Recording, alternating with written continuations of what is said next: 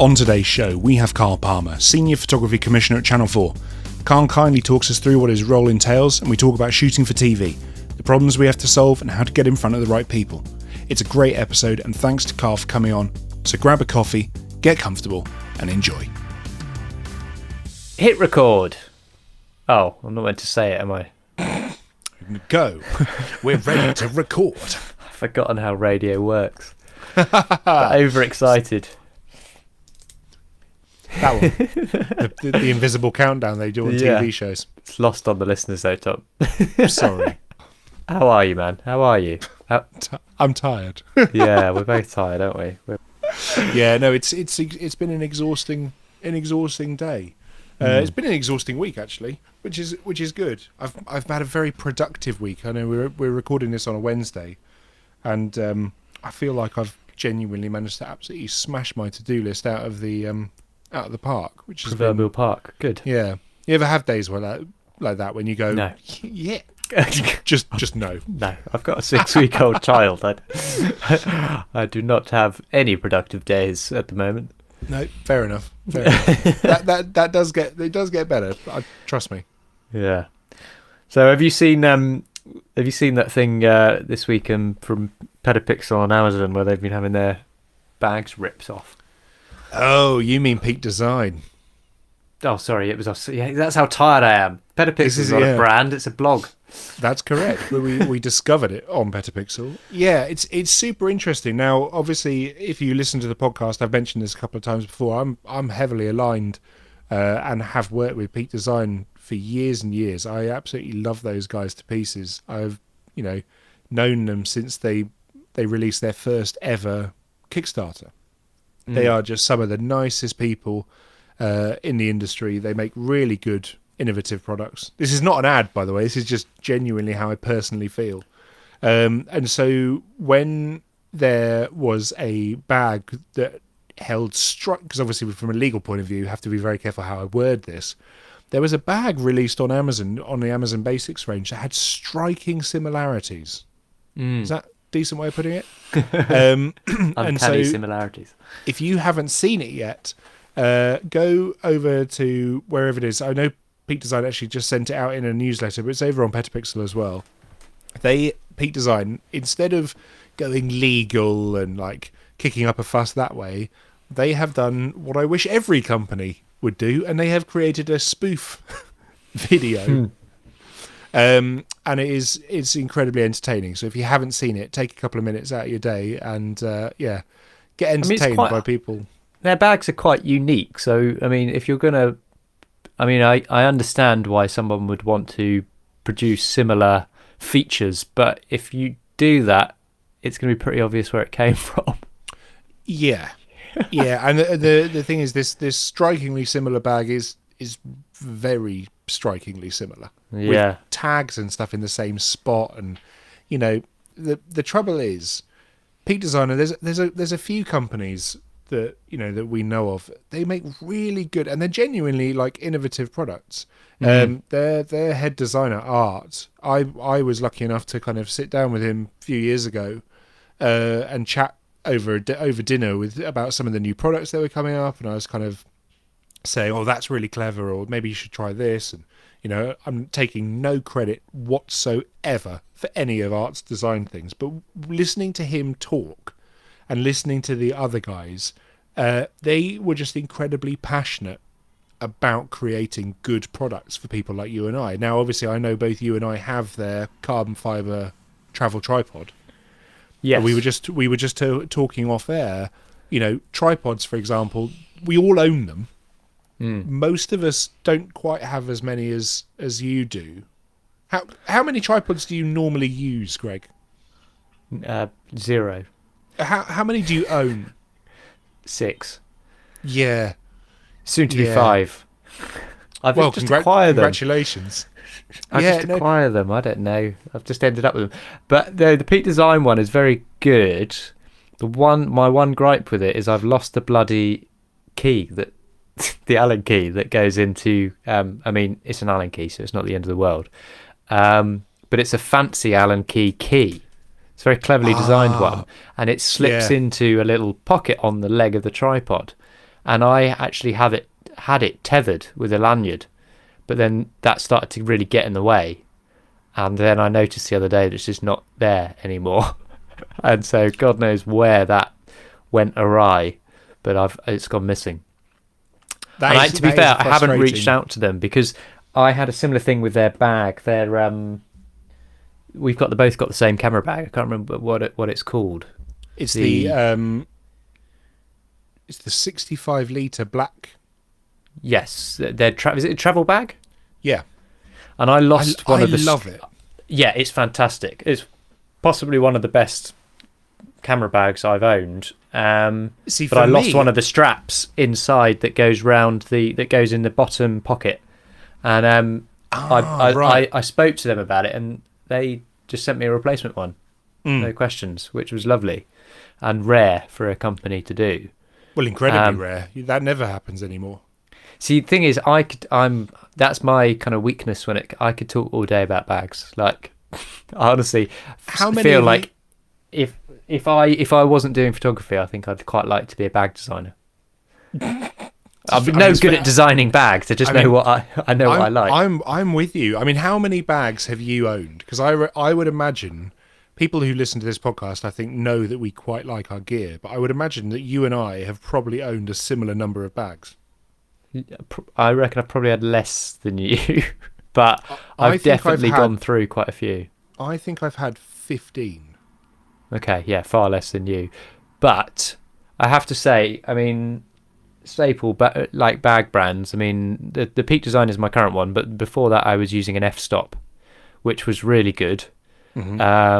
And I still really love that bag because it just looks like an ordinary backpack. It's got molle on the sides, which is quite useful kind of bits and bobs, but I found it really useful for backpacking and for kind of shoots where I'm trekking. I really, really like that bag, but it's beginning to fall apart on me. But then I believe their lead designer left and went to Shimoda, and I've yet to get one of their bags, but they look amazing. They look really, really well thought out, really well made. And they bought out something on Kickstarter a year ago, maybe 2 years ago, and I was very close to kind of getting involved, but I was like, the last thing I need is more bags. And then Think Tank are the other one that have always been really good, and again, their stuff is a bit different now from when it began, and there's a few of their items that they no longer stock or no longer make, which I'm sad about because they were really, really good, especially their belt packs. There was some stuff in the belt packs which, you know, suit more kind of run and gun shoots or photojournalists or whatever, but they were excellent and they were so well thought out. You could tell that they were kind of designed by people who use them. I mean, you always can with those things, can't you? I mean, you can see it a mile off. Yeah, this is it. You pick it up. You know, this is kind of one of the reasons I'm a bit gutted. The trade shows this year and last kind of got cancelled, because I do love going to them and picking the stuff up, and you instantly know whether it's going to be useful or not. Yeah, all well made. I mean, you can just tell from the materials, the quality of the zips. It's the type of stuff that's really difficult to tell online. But once you've got that thing, and we know how much, like the thing, I guess the reason why bags become such an obsession is after your cameras and your lenses and all the technical stuff, they are the thing that you use the most and gets the most amount of abuse. And it has to hold everything and look after everything. And if you've got a bag that works efficiently, which, you know, sorry, I'm getting emotional. The Peak Design one does. That makes your life easier. You know, stuffing it into an overhead locker day in, day out, or putting it in the back of the car day in, day out. Those kind of things. Suddenly, a little feature where you've got a side grab handle that means getting that 25 kilo pack or 30 kilo pack, picking it up, it makes that easier. That's a game changer. You know, it suddenly becomes a really, really important feature. Yeah. And yet it's the type of thing that might totally get overlooked by someone who is designing a camera bag for somebody who, you know, doesn't use it professionally or, you know, put it through its paces. Yeah, it's frustrating because actually I having had almost pretty much every bag on the market. I think there's some new Manfrotto ones which I haven't ever tried, because I found that one and I've been so chuffed with it. The dividers are really clever. It's got storage for everything I Mm. need. It's comfy. It doesn't, and the most important thing for me is it looks just like a bag. Mm. You know, I think it just F-Stop were one of the brands that first started using that whole kind of, maybe they're not the first, but they're certainly the first that I was aware of that started using what they called their ICUs, which are those internal camera units, which is what F-Stop use in the travel bag. And they're amazing, because I don't know if you can see, but in the shelf behind me, I have a bunch of those, and one will be all my Canon equipment, one will be all my Fuji equipment, one will be, film cameras. And I can kind of just grab whichever one I need and slot it into the camera bag, and I'm good to go. I mean, it's neat. I wish it were that simple. It's not, but it's nice that you can take that thing out of a camera bag and store it with everything still in it without having to store the bag, because bags don't store that well on shelves, whereas those units are quite often square, and you can, if you needed to, you could stack them, and suddenly you've got something that actually works as a very efficient way of storing kit as well.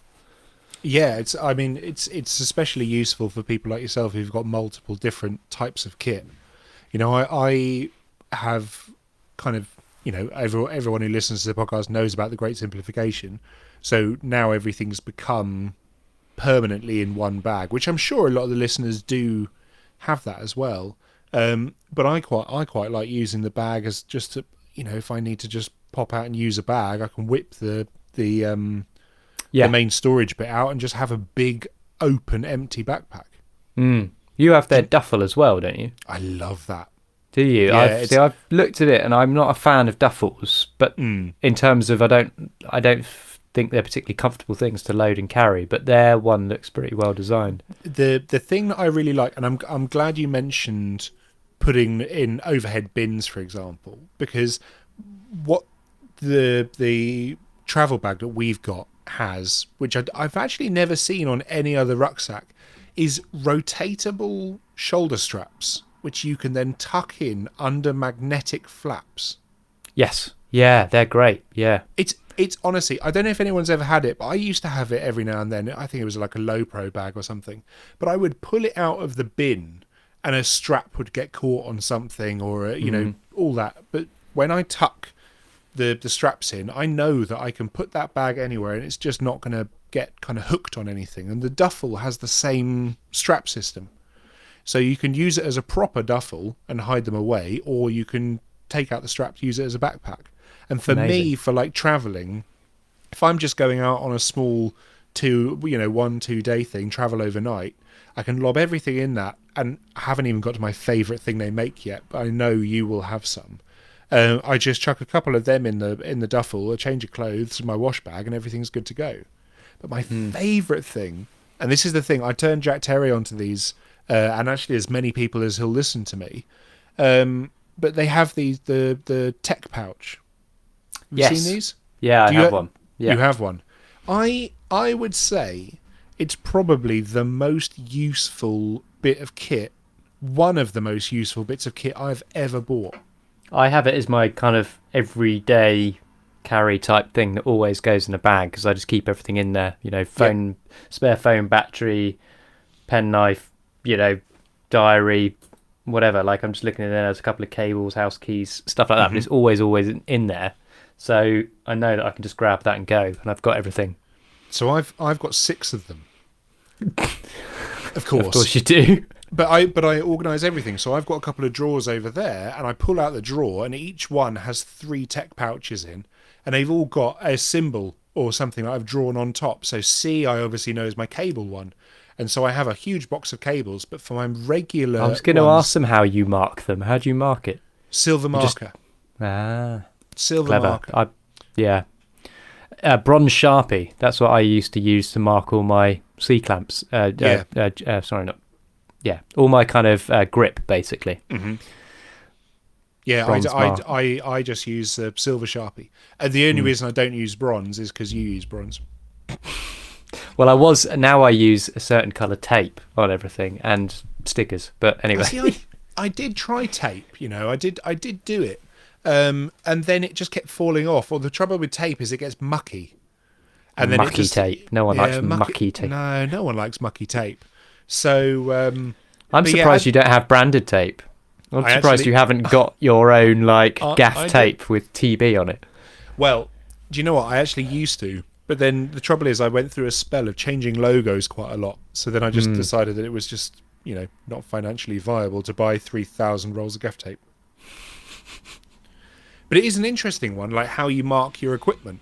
I know it's probably quite a dull thing for people to hear about, but I don't know, everyone does it in different ways. Like I get stickers made up from Diginate. I don't know if you've ever used them. Yes. Yeah. So I think a few of us have. Oh, I think I put you onto them because we did stencils, right? Yes. So, that's okay. Yeah, that's where the stencils came from. Yeah. Yeah. So you can if you need to get a stencil done, normally it's very expensive. But if you send your design into Diginate on their configurator, you just ask them to leave it in, instead of cutting the bits out, you can actually just have it as a stencil. And I gave you quite a good tip about putting stencils on your flight cases, right? Yes, which is great fun to do. I think this is a decent tip. So hold on to your belts and braces. With it, I sticker the sticker onto the outside of the case, obviously, and then you pick out the bits of the stencil you obviously want to show through, and then that the low tack stuff that painters use to protect staircases.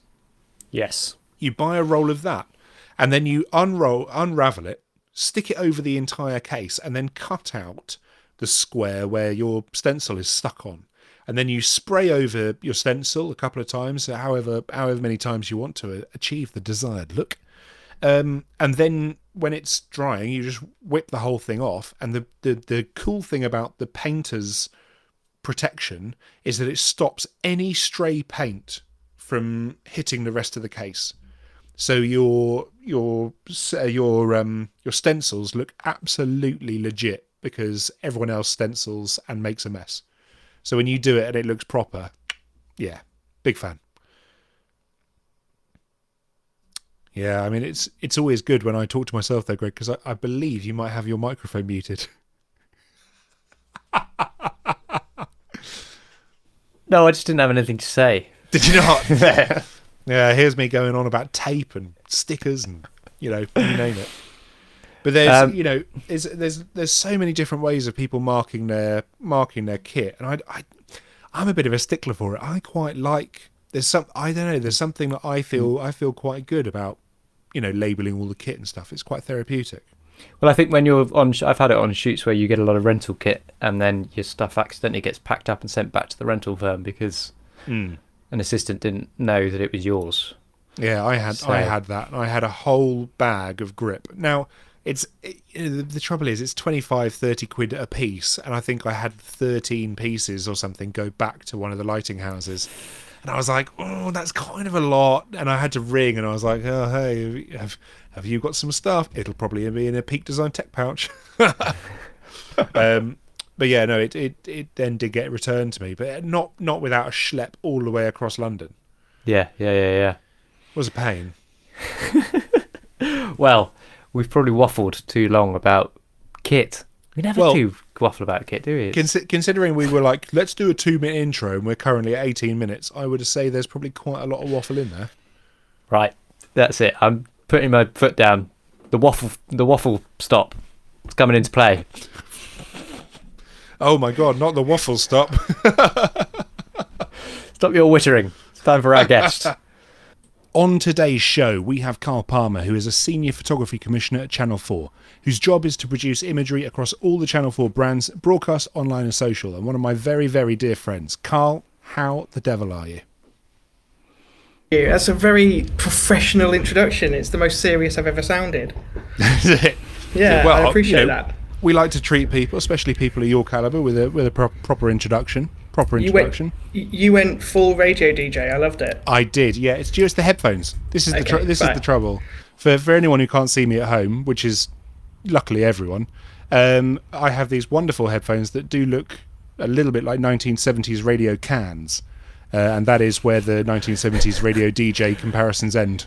Radio cans. Well, unlike Tom, Carl, we've not met before, so I am the proverbial audience in this situation. So can you just give us a little bit of background on who you are and what you do and how you got there.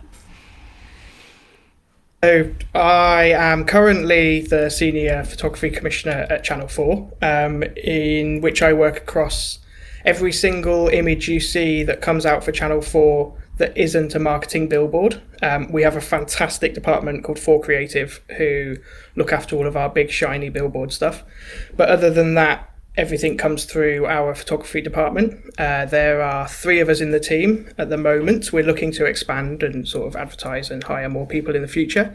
But there's Duncan Webb and Lucille Flood, who are 2 of my colleagues that are also commissioning. And we commission everything through from dramas and your shiny factual or shiny entertainment shows through to hard-hitting drama, documentary stuff. And everything in between for Channel 4. So if you see it on the socials, you see it in a magazine, you see it in a newspaper, online, you see it on All 4 or on the homepage of Sky, that picture will have 95% have come through our department. And I've been working with Channel 4 since January last year, so just over a year now. Prior to that, I was at Channel 5 or at Viacom, working across Channel 5, MTV, Nickelodeon, Comedy Central, which was great fun. There I did also work across the billboard and the out-of-home stuff, which was really nice to play around with budgets that you get with those rather than the sort of semi-editorial budgets that we have where we work now. And then before that, I've worked across various magazines. I was at Esquire for a while. I worked at The Sun on their TV magazine. I've worked at the Mail on Sunday on what used to be called Event magazine and Live magazine back in the day. And then various other publications in-house. I've worked at Weight Watchers. I've worked all over the place with various editorial magazines. So it's quite the CV. Yeah. Yeah, I packed it into the last 12, 13 years now. How did you kind of decide that you wanted to get involved in it in the first place? What was that journey like? So I originally did photography at university, at Westminster Uni, and I left there and shot a photography project with an upcoming new business at the time called Bompass and Par, who they do like crazy food experiments and all sorts of like interactive food events. And one of the guys that set that up used to work with my sister, and they were looking for free, cheap photography for a project that they were doing. So I shot the pictures for that. And they went into, because the guys are so good at PR, they were in every single newspaper and magazine you can think of. We did a version of St. Paul's Cathedral made out of jelly, and the Wobbly Bridge that was there as well. And they sort of went in pick of the days on The Guardian and all sorts. And I loved seeing my name as a credit in magazines and editorial. And the decision then was to sort of try and see if I could work on the other side of a picture desk to see what they want. So I kind of knew then in the future how to sell in, how to send images, how to get them into a magazine. Mm-hmm. So I started working at the Mail on Sunday and never left, which was, so I was there for 3.5 years in the end. Eventually I was sort of working with their picture commissioner who used to do all of like the magazine cover shoots and things. Mm-hmm. So I would assist her and help her out in logistics and arranging of photo shoots and edits and selects. She wasn't the most technically gifted. She was still used to working with prints and negatives and everything else. So when it sort of switched over and we needed to discuss DPIs and JPEGs and TIFFs and PSD files, I was kind of her technical arm and assistant on shoots, which was great. It gave me a real rounded grounding in editorial photography, really. And then from there, I went over to The Sun to work as their deputy photography director when their photo director, who worked across their magazines, knew she was pregnant and heading off on maternity leave. Mm-hmm. So she didn't have a deputy at the time. So I sort of went in there, deputised, and then stood up into her role while she was away on maternity leave. So I very quickly managed to get to a position where I was relatively senior within an editorial background. And from there, managed to somehow float along and stay in a senior position across many teams. That's amazing. Nice. I had a similar. I think I kind of had at some point a similar crossover because I worked at the Sunday Times on their picture desk, but interned rather than kind of paid work. And I was tempted for a while to stay on. There's some jobs that came up as photo editors elsewhere, and I really had that kind of crossroads moment where I was like, am I going to do this, or am I going to go back to taking pictures in a way? But that experience of actually being on that side of the desk in terms of getting to see what a photo editor and a commissioner deals with day in, day out is so interesting.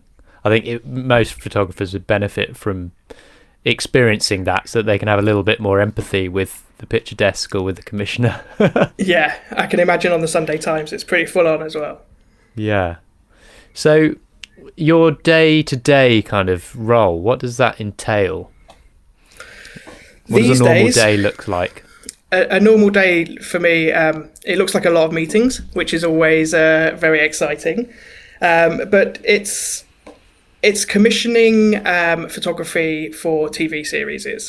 So more often than not, the photography that we are commissioning is piggybacking off of something that's already arranged, be that a filming day or sort of something that's going on in the production schedule. So a lot of our day is around concepting, storyboarding, pitching for creative concepts that are going on for TV shows. We have a very early stage. The timeline of a TV commission, let's say, starts with the TV show being commissioned by one of our commissioners. We have weekly meetings with our commissioning team who let us know what's coming up and what sort of the next big shows are, what they're excited about, and what they are looking to start going into production. We then get looped in with a production company and with a publicist for the show who is across all of the promo for it. And we will liaise with them to work out what their schedules are, when they're filming, what the tone of the show is, who the talent are. And from there, we'll arrange a sort of day or 2 or 3 or 4 where we will cover the photography to make sure that the publicist for the show has a nice wide range of creative materials for it. So a lot of the day is sort of working out those logistics. It's speaking to whoever is in charge of the shows that are coming up. And then once we know a time and a place where we're doing something, we'll then storyboard and create concepts for what we want to shoot. And then it's a case of finding the right photographer to shoot those. The logistics of arranging the shoot, which in these COVID times is absolutely laborious. The amount of protocols and tests and everything that we have to get created and signed are insane. But then, we'll look to arrange for the photographer to head down to the location, join in with the production, get their pictures, hopefully to the brief. Very rarely do we get to attend the shoot, which is one of the hardest things with the role, because I've got 5 shoots this week coming up, so it's not possible for us to be there on every single shoot and to sort of be across what's going on. And then it's the delivery, edit, approvals, which is a long process with talent and execs and sign-offs and production companies. And then the delivery of assets out to all the different magazines and stuff in time for the show to be promoted. With the approvals side of things, do you prefer it obviously when talent don't have approval, and is it becoming more common? Yeah, I thought it might be the case. Is it becoming more common that talent ask for approval even if it's maybe not granted? Yes. Yeah. I had a situation this week. So we have the Circle, Celebrity Circle, coming to Channel 4 in the next couple of weeks. And the pictures have all been sort of beginning to go out this week for that. And one of the talent, although not strictly with approval in their contract, decided once they'd seen the images that were being shared, we sent them over to them to say, here you go, put these on your socials next week, ahead of it starting. And she decided to Facetune the 4 promo pictures that were completed, and then sent them back to me to say, here you go, I've just Facetuned them, can you swap these and put these up for me? Wow. That was a conversation to be had with her agents with regards to approvals in contracts and not. So yeah, there's 14 celebrities in that show. 6 of them had approval, and luckily, I mean, those 6 they sailed through. But you always get the talent who have an opinion on things, even if they're not strictly given the right to have an opinion on materials. Yeah, it's a tricky one. So how much of your job is currently the kind of I guess what I would consider the less fun part of doing the admin side of things, getting the approvals and all the paperwork and stuff? I assume during COVID way more than usual. Yeah, I mean, it's probably about 25% of the job is the fun, creative shoots, and then 75% is the pre-prod and the post-production, and then managing approvals and everything, all the logistics that go with a photo shoot. A show will film, like if it's a drama, let's say, for example, we'll film over 10 weeks every single day, and we'll cover 8 to 10 days of photography across that. But we will also be across what's going on every single day with the drama and the production and who's there. So the amount of work that goes into getting people onto set, and then dealing with the images after the shoot has finished, takes up a vast majority of the time, which is why, unfortunately, we're not able to attend that many shoots. Do you know what, though? Because obviously we've worked together for years. That makes me feel very privileged that you do make it out to some of our shoots. Have I been on a shoot with you at Channel 4? I don't think I have. I've been to a few of the ones we did at Channel 5. Yeah, I think we've done the Channel 5 ones. But no, Yeah. I don't think we have, actually. No, well, I mean, you joined and then COVID hit. Yes. No. It's very difficult. But it's kind of it's one of the biggest things for us in terms of who we send to the shoots now, because if you're not there, you have to send somebody that that you trust, that will deliver, that personality wise is going to fit, is going to be suitable, and everything else. And that's one of the hardest things in this lockdown period, that we're not getting to meet so many new photographers.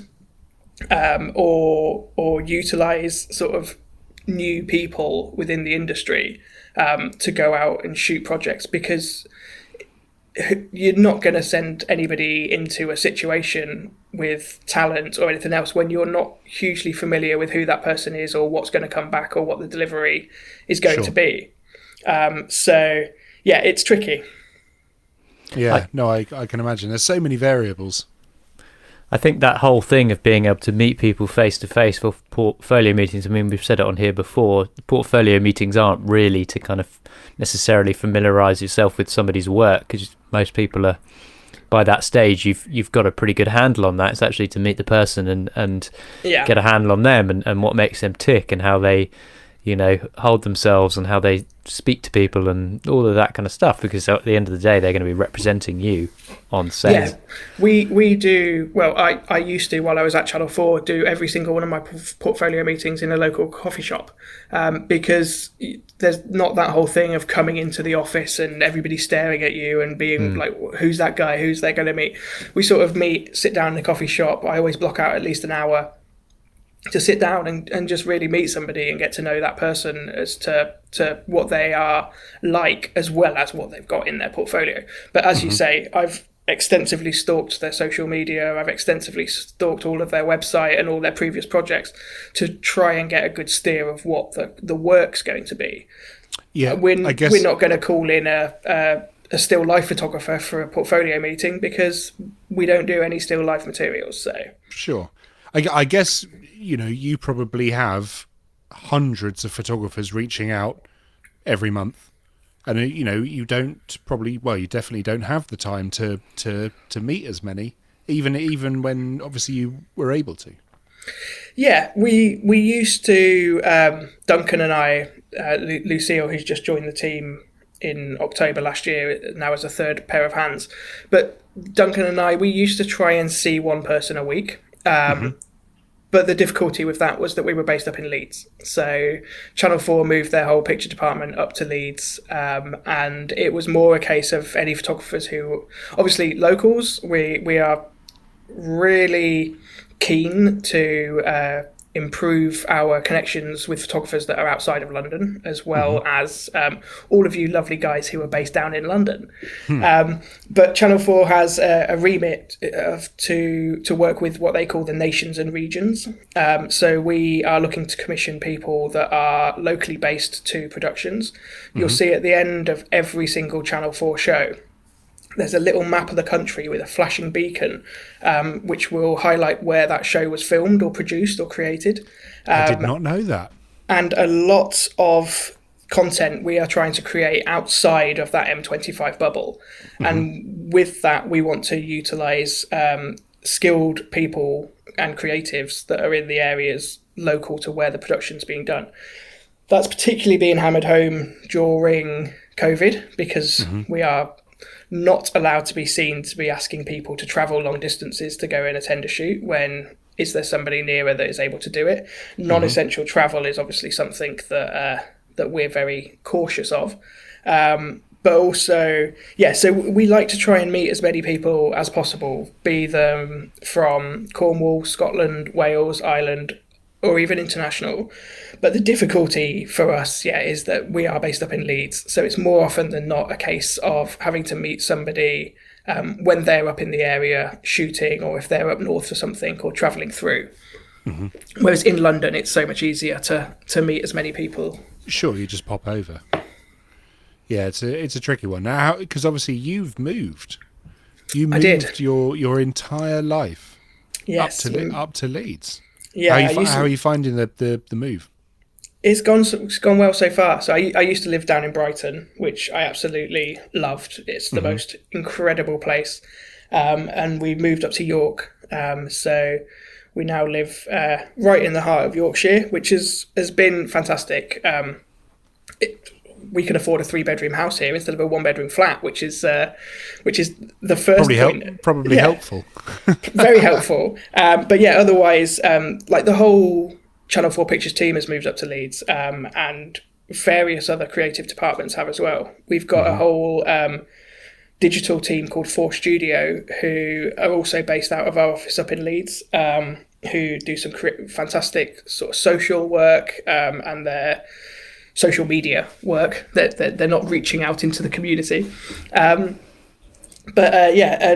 we've even got commissioners who are commissioning shows out of Leeds and everything else. It wasn't a case of Channel 4 just sort of moving the finance team up to Leeds and saying, there we go, we've moved up to Leeds. There's been a significant chunk of the staff that have moved up here and of the whole operation.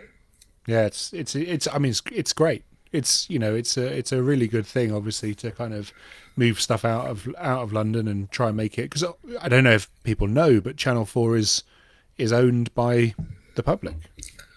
Yeah, we are. It was part of the government or the Conservative manifesto in 2016 for Channel 4 to move out of London. So it was a long time coming, but we are publicly owned but privately funded. So basically publicly owned but funded by ads. Exactly. Yeah, fine. No, it's cool. Can we get inside your mind? Open up your head with your wonderful haircut and non-receding hairline. And basically, I think what the listeners would probably find super interesting is to talk about.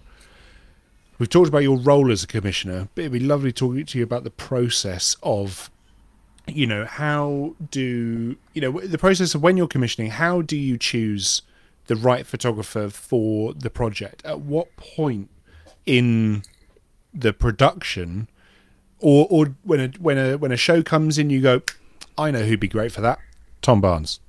Obviously, you're thinking that all the time, but is there like a different point on different projects, or does it always come to a point where you suddenly go, well, actually, now we completely know what we're after. We know this is going to be the best person. Yeah, it changes on every single project. We have some. We've got a documentary series that's filming at the moment, which is heavily embedded within the BAME community.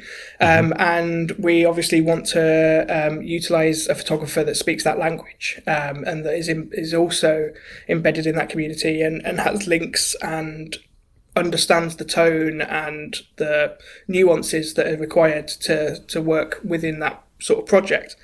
So we have a whole range of photographers, food photographers that we send off to go and work with Jamie Oliver, through to portrait photographers that we can do a lot of our factual commissioning with, who sort of real people. We have news photojournalists that we can send along to go and shoot sort of reportage style images alongside a lot of our documentaries. And then there's specific specialist unit photographers who are on set to shoot the action as it happens, let's say on a drama or on a comedy series. And then you've got the shiny specials guys who do big Photoshop comp jobs and are great for dealing with big celebrity talent.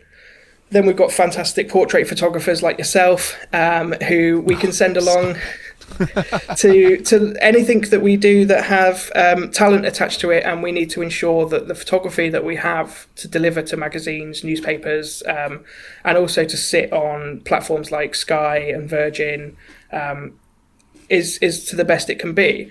A lot of the productions don't get given any money in their own contract for photography. So it falls to us to make sure that we assign somebody who can work alongside that project and deliver imagery that is going to get us prime placement within magazines, newspapers, editorial, and across those sort of Sky platforms. When you go onto your Sky homepage or Virgin Media or other TV service providers are available. Other streaming services are available. You will more often than not be served the show that's on that night with the best photography. It's not necessarily going to be the best show that's on that night. So as long as we can utilize and deliver top quality assets alongside our TV shows, then we'll make sure that we have the right person on the job for that shoot. But the decision process is one that the three of us as commissioners make together quite often. We're always sharing tips and recommendations. Lucille, I've mentioned a couple of times, one of my colleagues, has implemented a fantastic program at Channel 4 called 3 at 3, where we see three different photographers at 3 o'clock. Each person gets sort of 20 minutes just as a chance to show their portfolio and sort of meet the three of us, and we get to meet them a little bit, which has been really successful. And we're just trying to really broaden our horizons in terms of who we have in our roster of photography. So yeah, it's a widening pool, but it's a pool that we're looking to sort of add to every day, really. Now, to give people a rough idea, because there'll be people listening to this going, I'm going to get in touch. How many people do you have like a rough figure for people who inquire? It's relatively controlled at the moment. So I think a lot of the people that reach out to us are people that have done their research, that see their work sitting within the Channel 4 brand and have a show or a sort of an idea, an identity that they think would work for them. So more often than not, we'll have people reach out to say, I saw this that you did recently and it looks great, and I'd like to sort of also be considered for jobs in that sort of area. As I was saying, we don't get sort of lifestyle not lifestyle, still life photographers and sort of people reaching out too often. Sure. But we probably we put between the three of us, we get 5 to 10 people reaching out to us a week, which adds up very quickly. And as I said, we sort of try and see 2 or 3 of those every month. But it's a case of there is so much photography out there, and we commission so much between us as a department, that there is never We would never dissuade anybody from reaching out to us. Everybody that we have a meeting with, we'll always say to them, look, add us to a mailing list if you have a mailing list, or send us an update whenever you do something new or exciting, because we can't keep track of everything that everybody's doing, because we work across so many facets of photography. We sort of say to people, look, never be afraid to email us and say, I've done this recently and I'm proud of it. Here it is, have a look at it. Mm-hmm. And a lot of that can be personal projects, it can be commercial projects, it can be editorial. It's just really interesting to always be able to see a wide range of what other people are doing. And it's nice to get it served to you rather than have to go hunting for it too regularly, because we have so many things going on our plates at the time. When people reach out, we've touched on this on the podcast, because I know you're actually an avid listener of the podcast. So I won't say avid. Avid. You listened to the intro of the last one and went, I don't know about that. I might pull out. Well, we touched on this in the past. What are the things, if people are reaching out, what are the things you really like, and what are the things that absolutely put you off? You won't touch people in a million years. Number one, I'm going to say grammar is a killer for me. That's a markdown for me then. we do work in an industry that is visual, and I appreciate that, but a lot of it is on first impressions. Mm-hmm. And when you're getting that cold email out of nowhere, if it's not succinct, if it's not sort of to the point and spelt correctly and phrased correctly, then it's very difficult to then see yourself clicking through to furthers, like to look at it further. A concise PDF of visuals is always nice. We've all looked at a million websites. Not every website functions the same. Not every website looks the same. Trying to work out the logistics of a website, do you have to click on a single image and then inside that image there's 15 more images from that set, or everything else? We don't always have time to work through the logistics of somebody's website.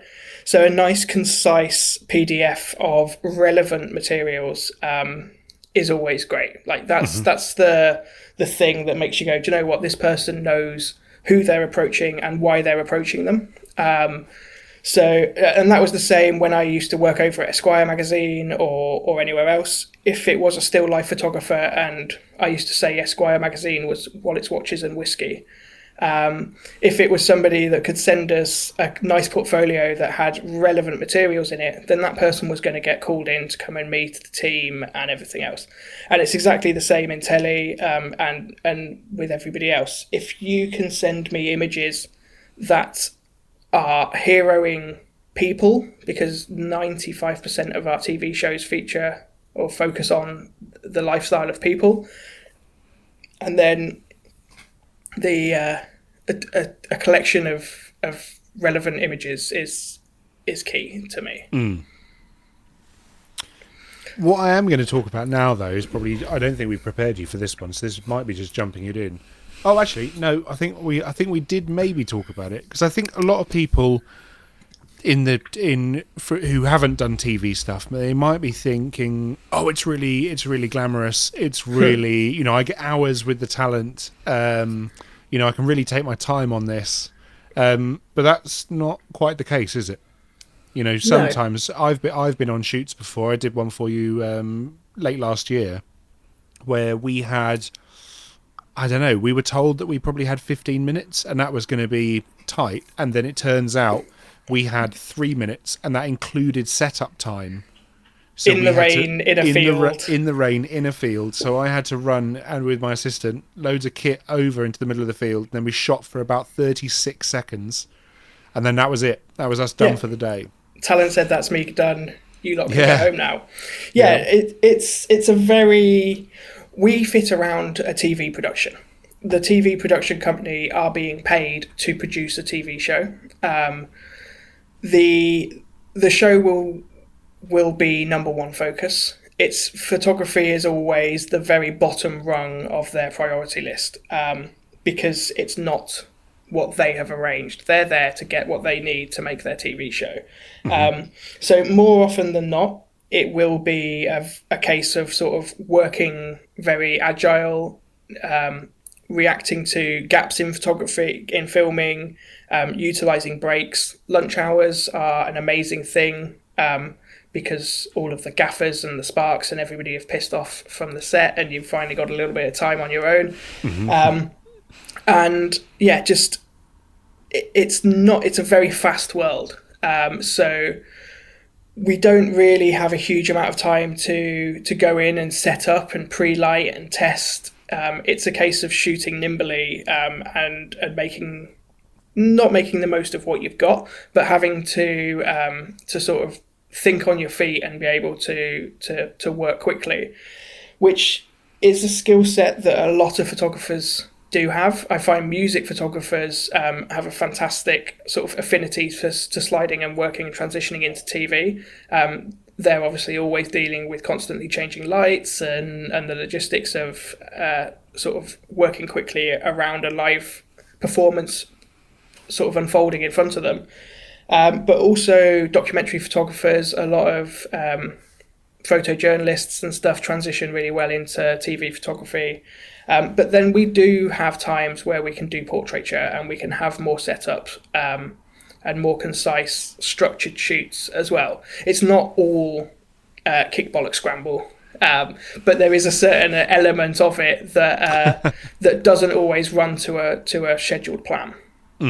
So as well as being agile, what would you say the other kind of traits you would kind of appreciate in like a successful photographer in TV? I would Problem imagine solver. solver. A problem solver is almost key. Somebody who's not set in what they need to have to achieve their final outlook. So we very rarely have time to do a full structured shoot with backgrounds and coloramas and setups, because we are shooting off the back of a production. People skills are key. Yep. Being able to walk into somewhere and knowing who the right person to make friends with on a TV set is always key. Is it the first AD that's in charge of logistics and timings and schedules, or is it the gaffer or the spark, so that you can get them to leave the lights on for 5 minutes at the end of a scene and just help you out? Is it the cameraman, so that you can mount a camera to the bottom of their rig and sort of fire remotely and work that?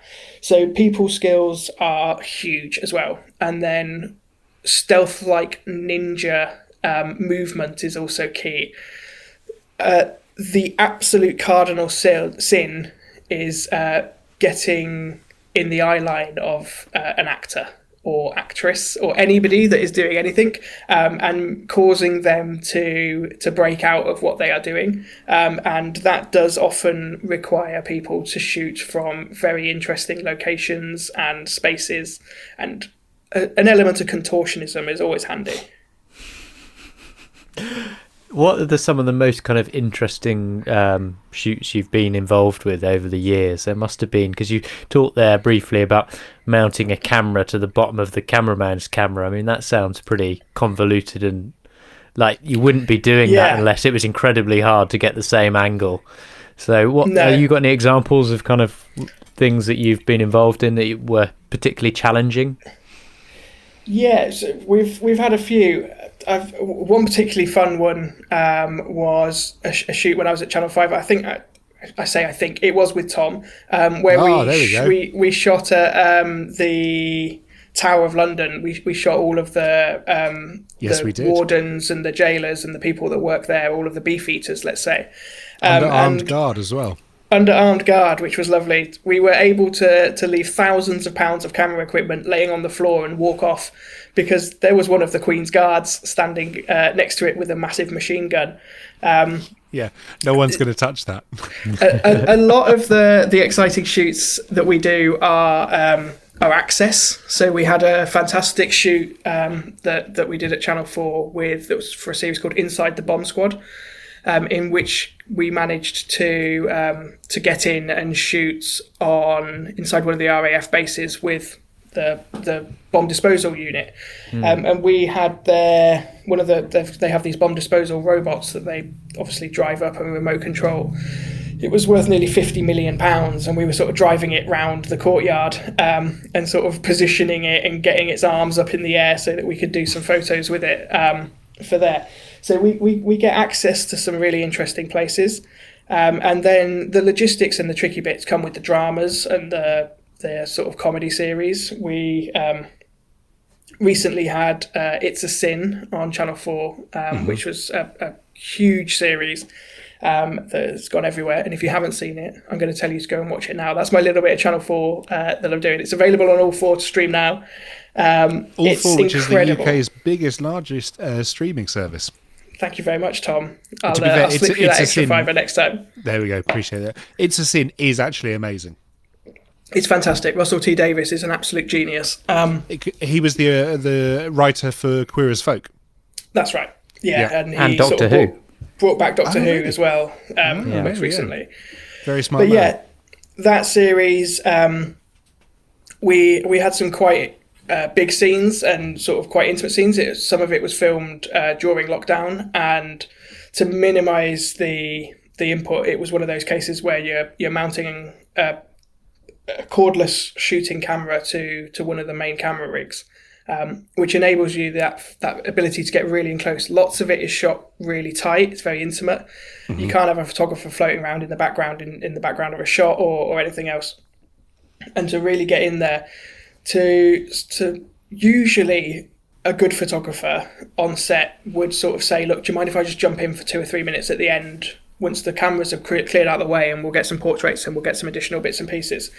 But the shooting schedule on it was so tight, and the COVID protocols were so strict that there was cases where it was easier to sort of mount a camera on the bottom of somebody else's camera equipment and remote fire that.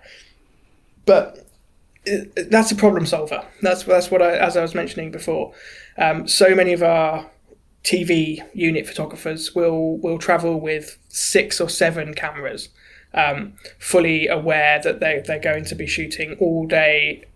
They'll shoot 2,000 or 3,000 images a day across all of the scenes, and it's constant and various angles, various sort of options. So yeah, we have all sorts. Do you then have? They don't send in 3,000. Some of them do. Right. Is there something you'd like to tell them? What makes a good edit then? Yeah. Yeah. Well, that's one of the. I mean, what makes a good edit is an issue for TV when it comes to the amount of approvals and stakeholders that we have involved in things. I'm working on a drama currently where everything that is done is signed off by 6 people. So that's a very long list of people that you send an ever shrinking PDF of an edit to. That everybody has an opinion, everybody has feedback, everybody has thoughts, everybody remembers, oh, that photographer was there at this time and got this shot, I saw it on the day. More often than not, the photographer wasn't there on that day and they completely made up that memory. But yeah, so it's what makes a good edit is delivery of key shots. But I like a wide edit. I like to be able to make the selections. I think that's coming back from the editorial background that I've had and sort of working through newspapers and magazines. I'm used to looking at 2,000 pictures of a very similar thing. Studio shoots, you get this similar sort of thing. Not many studio shoots you'll come back with 2,000 shots, but you will have very minute differences between frames. And I like to have the option to select everything. We have to edit our imagery knowing that they're going to be used by 40 or 50 different people. But they're all going to use that same picture, hopefully, if we've done a good enough job. And it's trying to make sure that what we capture works for as many variants and in as many locations as possible. So having that wide choice is something that I prefer rather than sort of somebody sending over. I did do a shoot with with David Bailey, and he did deliver us 6 frames, and that was it. And it was like, that's your lot. There you go. Which is not always the were they good the ideal frames? way. 4 of them. Okay. No, sorry, David. All 6 were great. I I'm mean- sure he listens. I'm sure he listens. Of course, David Bailey, big fan of the podcast. Writes in every week. All his shots of blood. Amazing. No, that's super interesting. That's super interesting. With have you ever had any kind of like proper horror stories?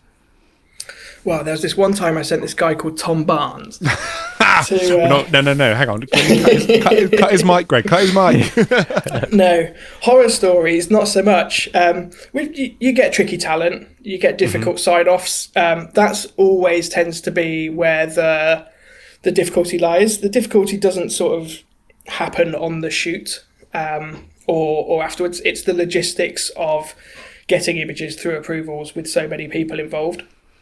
You'll see, we had somebody feedback on a set of images recently that wanted some creases removed from a tea towel that was in the background of a frame.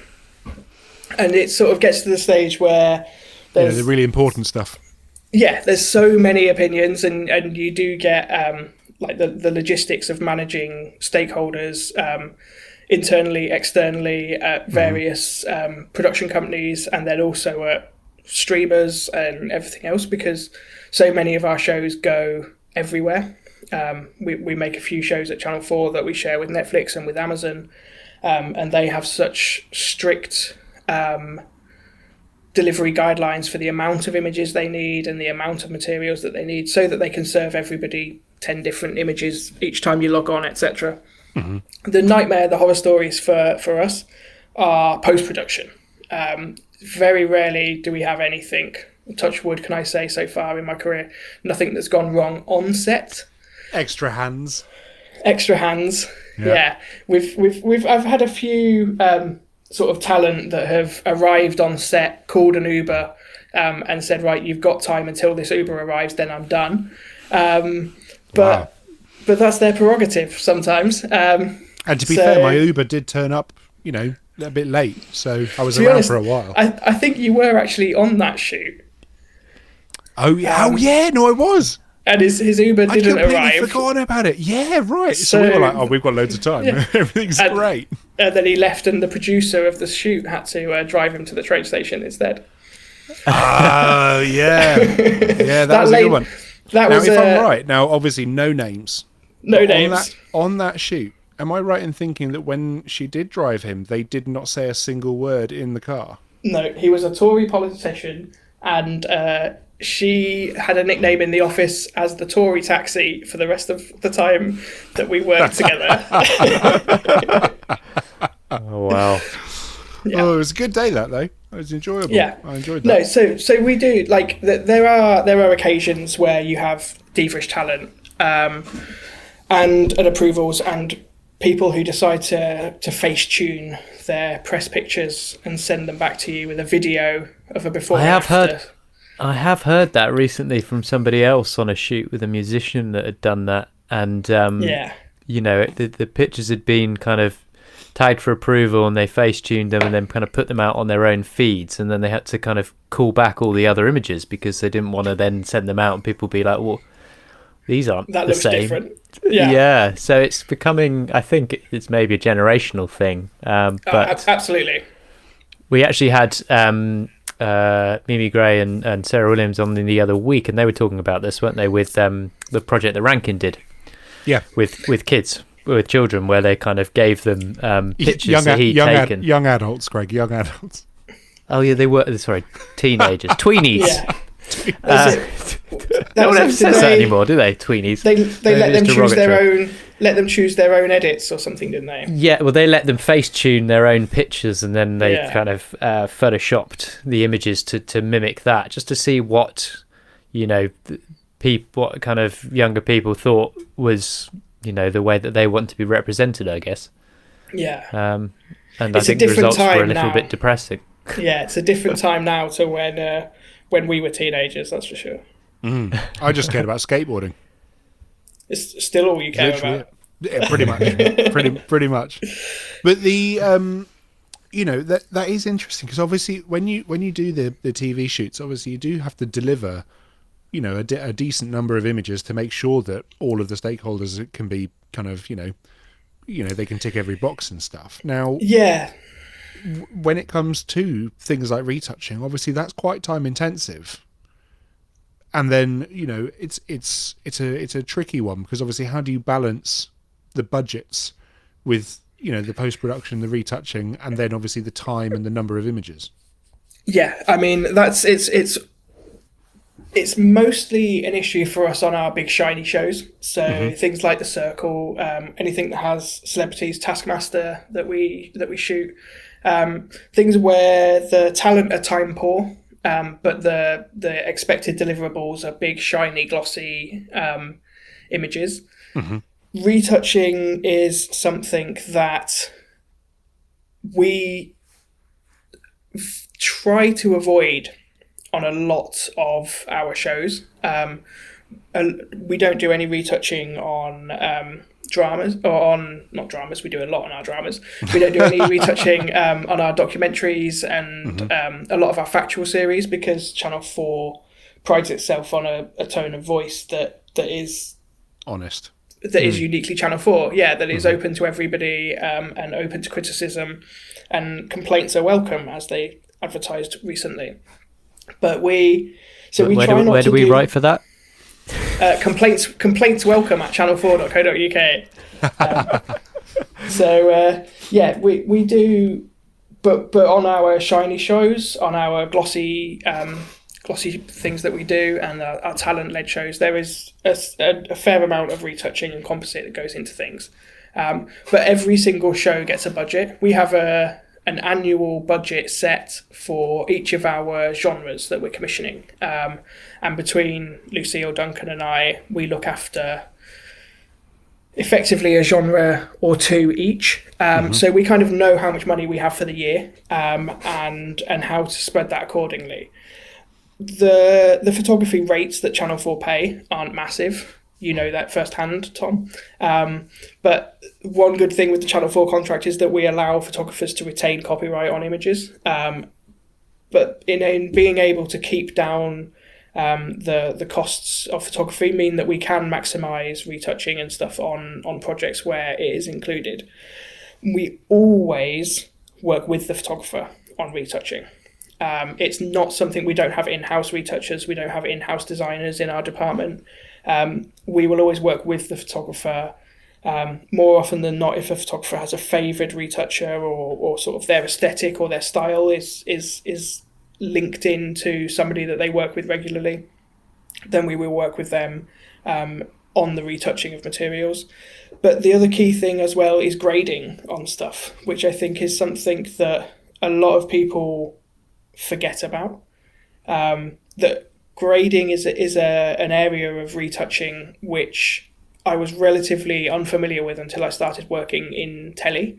And you realise that every single show that goes on TV has a grade applied to it, and the colours and everything that you see on your screen are not the colours and what you see when you're there filming or anything is happening.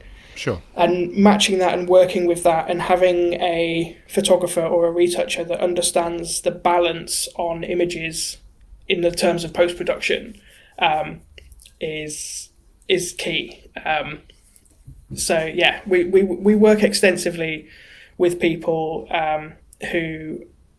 we're happy to work extensively with people who do rely on retouching because we need it in so many of the jobs that we work on.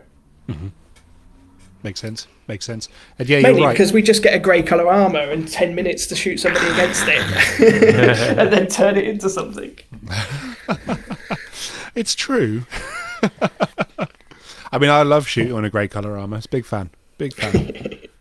I shoot probably about 30% of my stuff just plain white or grey. I honestly love it. Just shop them into your fancy backgrounds. Yeah, I've become like the world's best comper. It's been great. So from going back to the kind of the actual photography. So actually, let's touch on the grading comment, because actually I think is something that I should really expand on.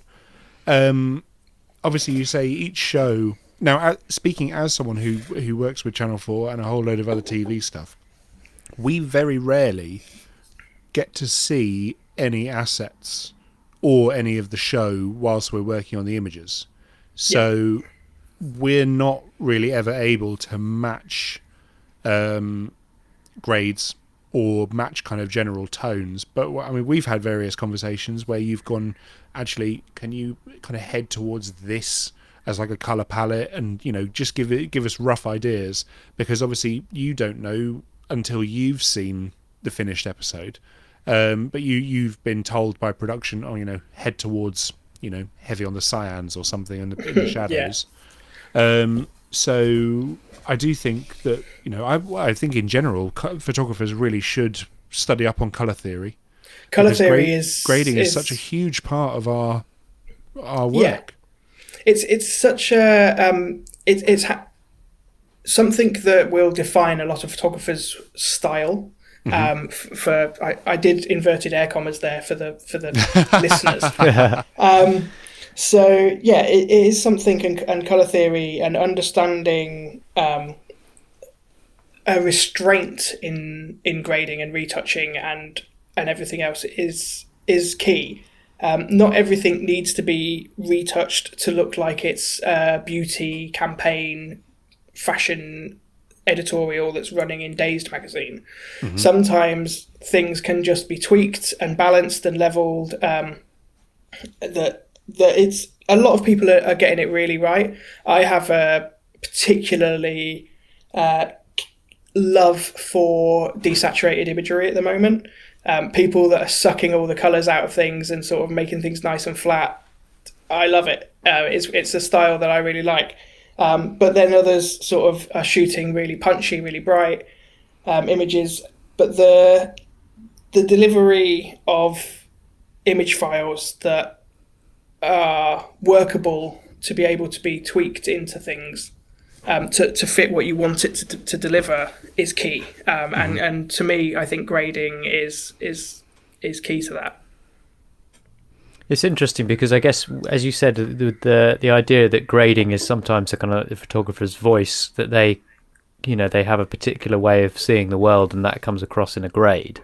I mean, when I shoot for magazines, all of my low res would be graded before they're sent across, even if they're not necessarily retouched. And like, I try not to retouch that heavily, to be honest, in my work anyway. But when you're doing and you're trying to match say it's like a film production, I've done set stills before, and you, as you said, you then got to match something that hasn't necessarily been decided. And therefore it's interesting when you're doing set photography, because you lose any sense of your own personal voice in terms of what comes from the color side of things. You only retain it in maybe the compositional elements. There's an element of entrusting work into other people's hands. So that's, for me personally, not much of my set photography stuff will have made it through to my portfolio. Maybe the portraits you shoot off the back of it or stuff like that, but not a lot of the other stuff, because it just doesn't necessarily fit, because you've got no control over that grading side of things. That's interesting. It is tough. It's something that I've actually never used retouchers before, but I don't tend to use retouchers like other photographers use retouchers, because I've trained myself in the years and years over. My retouching workflow is very different, I think, to almost every other photographer that I know.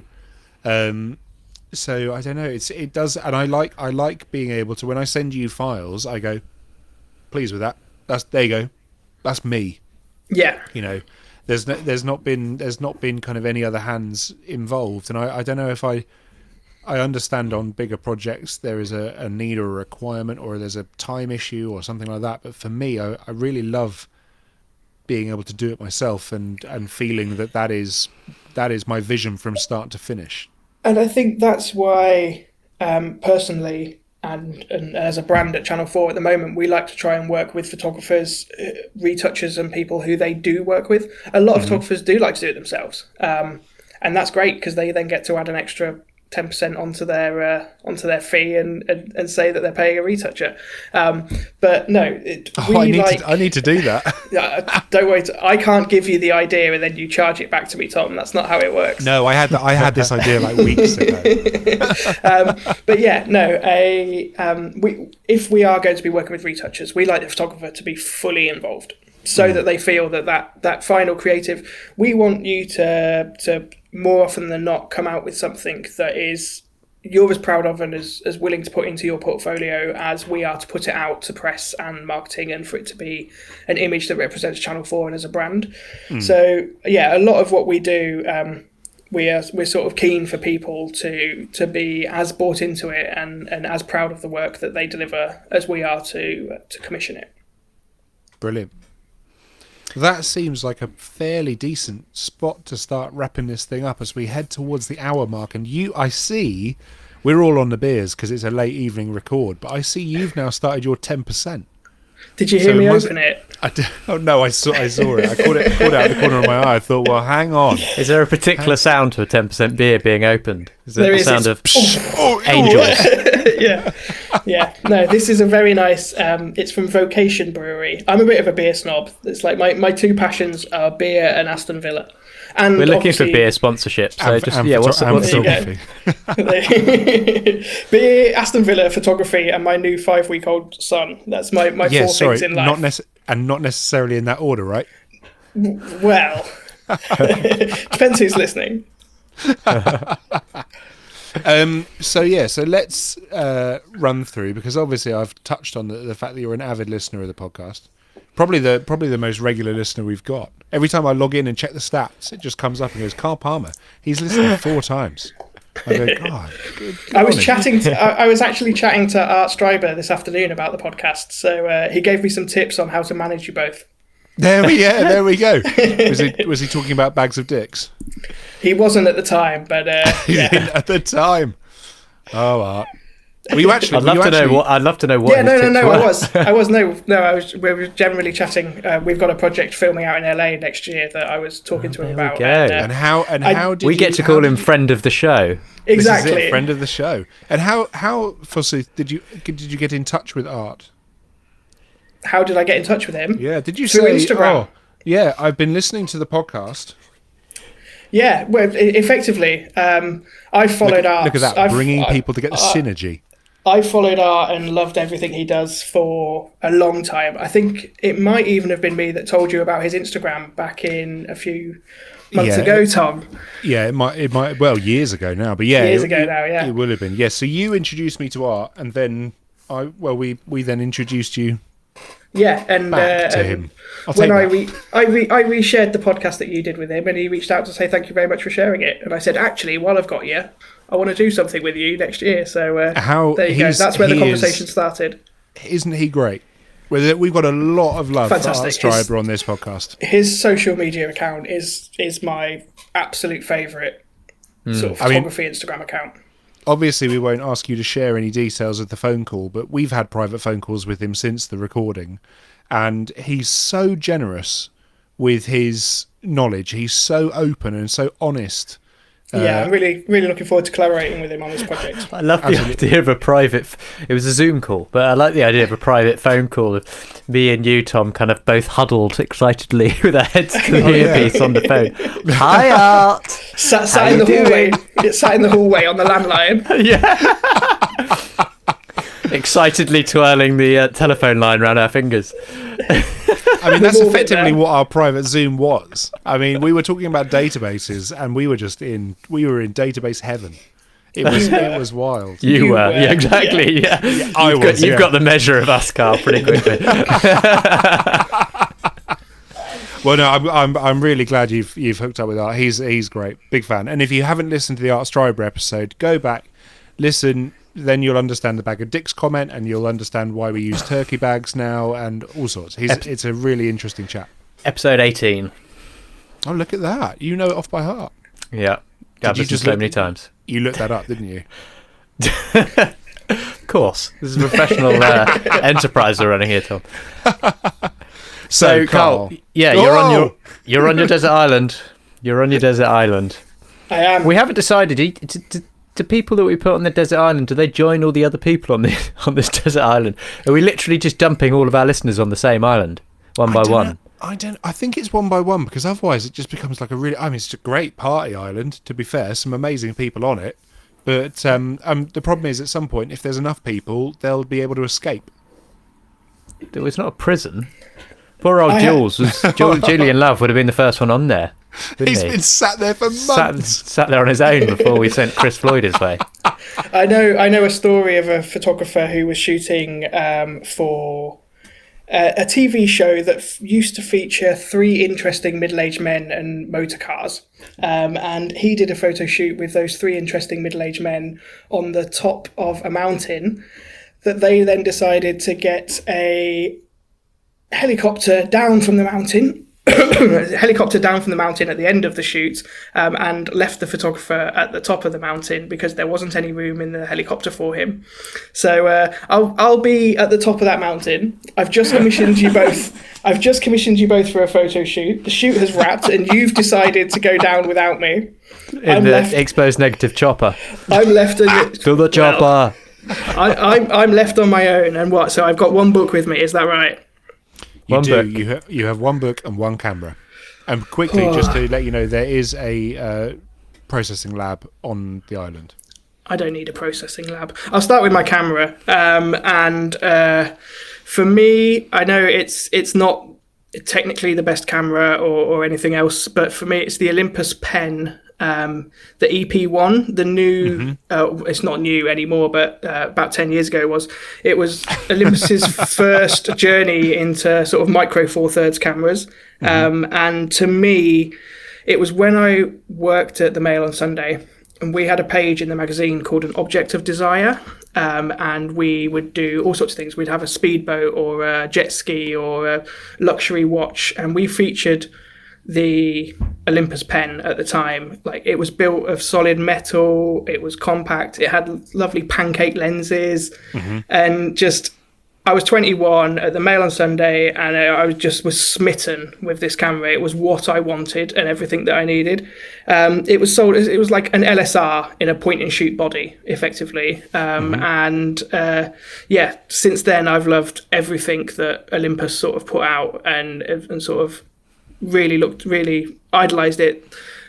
So for me, I think mirrorless is the way forward in terms of cameras, particularly working in telly, and the fact that they're silent and people can go where they want and do what they want as long as they're a ninja. No more blimps. Yeah, exactly. So for me, that would be the camera I'd have. It's not going to take the best pictures. There's going to be nicer photographs that are coming off that island, but for me, it's a nice, sleek, easy to use, easy to carry, good-looking camera. So I'd take the Olympus EP1, and then for books, I struggled a little bit on books. For me, I love movie posters and the big anthologies and the sort of collections that you have. A lot of what we deliver in sort of key art for TV shows and that sort of thing is a very small version of a movie poster.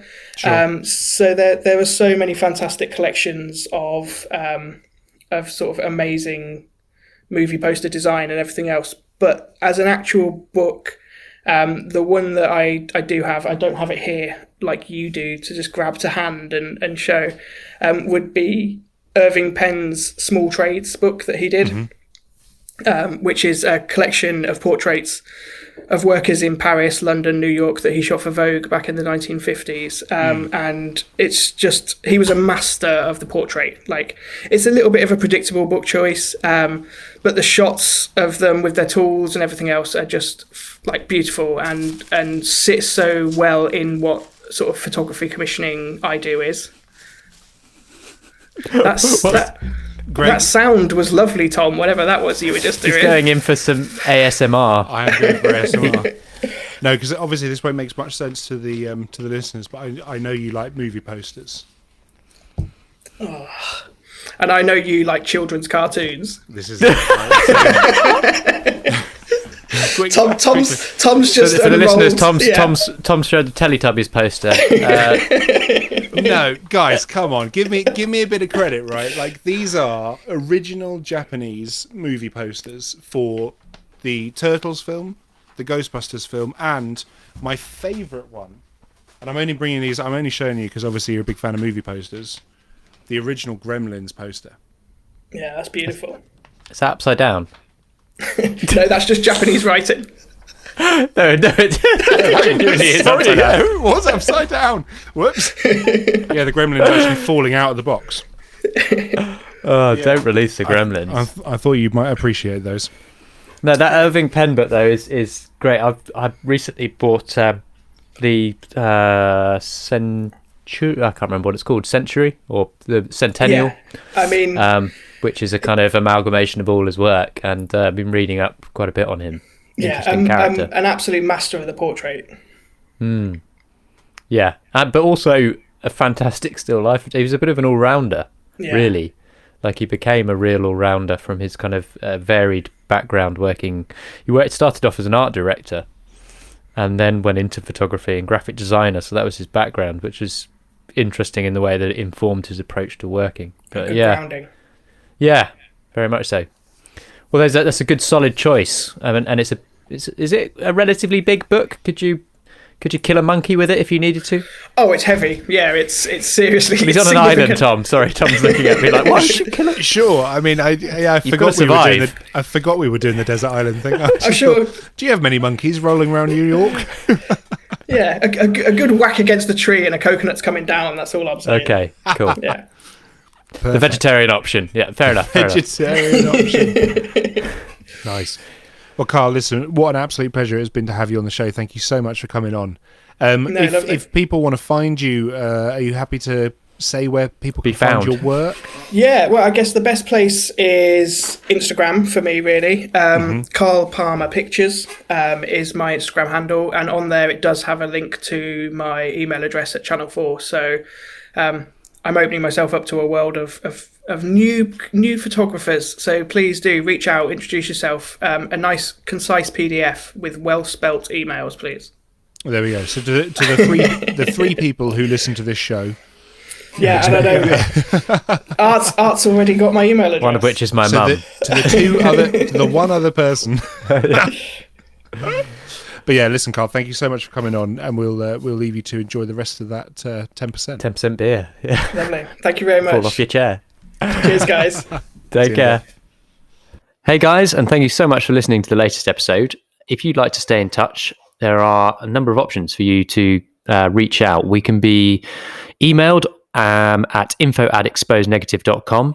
And you can find us on the website at exposenegative.com or on Instagram at xnegative. We're pretty good at responding to DMs on there. And we're also on Twitter at exposenegative. You can find us personally on our own private accounts on Instagram. Tom is tombarnes.com and I am just Greg Fennell. Cheers. Thanks for listening.